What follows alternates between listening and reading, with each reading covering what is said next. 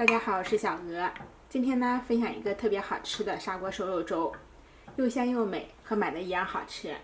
做法呢也超级简单。首先，我们锅中加入1600毫升清水，盖上盖子，大火烧开。然后呢，我们来淘米，米和水的比例是1:10，1500毫升清水，我们准备150克米就可以了。把它给放入清水中。淘洗干净。淘米的时候呢，我们一定不要这样大力揉搓，大力揉搓营养会流失很多。这样把它给轻轻的抓洗一下，洗掉上面的灰尘就可以了。洗好之后呢，把它给沥干水分，再加入清水冲洗一遍。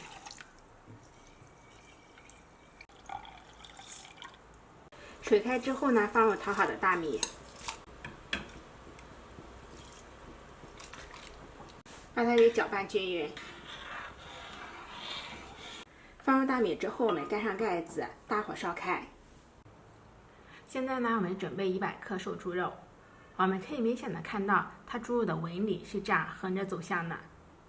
所以说切的时候呢，我们要逆着它的这个纹理，把纹理都切断，这样呢吃起来口感会更嫩。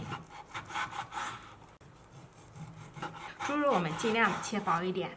越薄越好吃，越鲜嫩。切好之后呢，给它放入一个小碗中，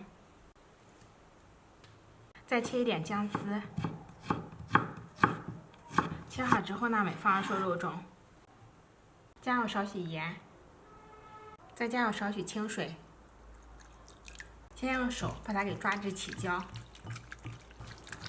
抓到这样黏糊糊的就可以了。再加入一点点生粉。把它充分的抓拌均匀，这样猪肉会更加的鲜嫩。抓好之后呢，我们放在一边腌制备用。烧开之后呢，我们还是拿开盖子，大火煮10分钟。10分钟之后呢，我们加一点点油，我用的是花生油。搅拌均匀之后呢，我们转小火，煮上20分钟。先大火再小火。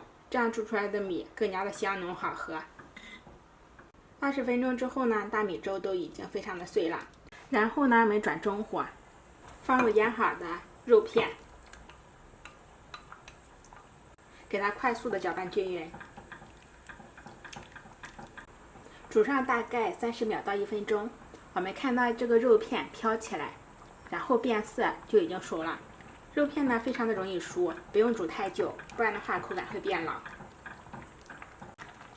煮好之后呢，我们加入盐，再加入少许味精，把它搅拌均匀。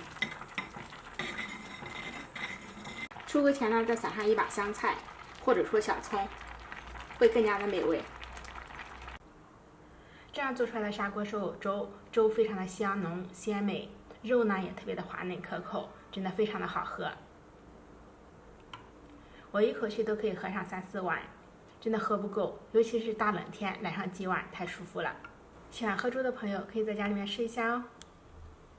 喜欢我的视频可以收藏、点赞、关注、转发一下哦。下期节目再见，感谢您的观看。